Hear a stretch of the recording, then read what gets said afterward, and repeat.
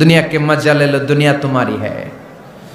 दुई काঁধে ছিল যে তোমারে দুইজনা পাহারা, তোমারে একলা থুইয়া পালাইছে তাহারা। তোমার আটকুঠুরি নয় দরজা বন্ধ যে ওই হলো রে হলো মুখে আল্লাহ রসুল সবে বলো।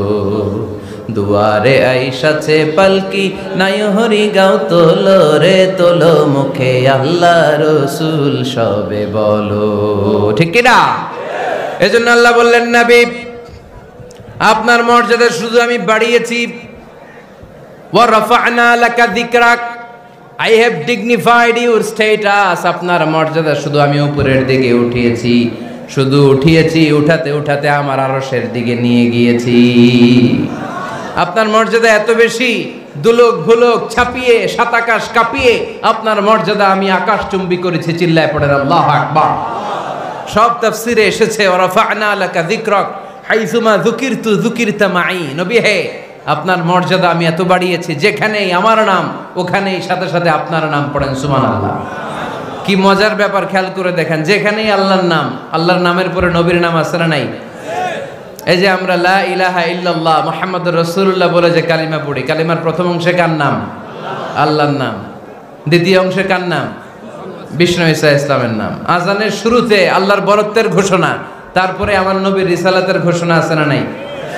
তারপরে নামাজের শুরুতে যে একামত দেয় ওখানে নবীর নাম আছে না নাই?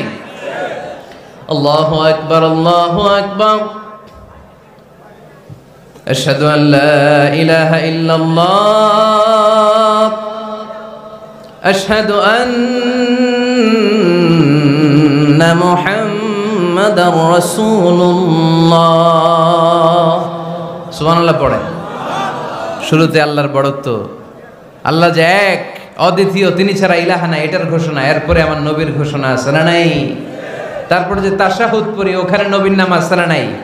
104টা আসমানি কিতাব, প্রতিটা আসমানি কিতাবে বিশ্ব নবীর আগমনের সুসংবাদ উল্লেখ করেছেন কে?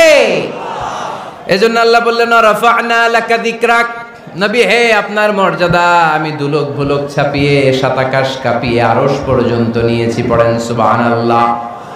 আবার আল্লাহ বললেন নবী হে এমন মর্যাদা আমি আপনারে দেব আপনি কল্পনাও করতে পারবেন না।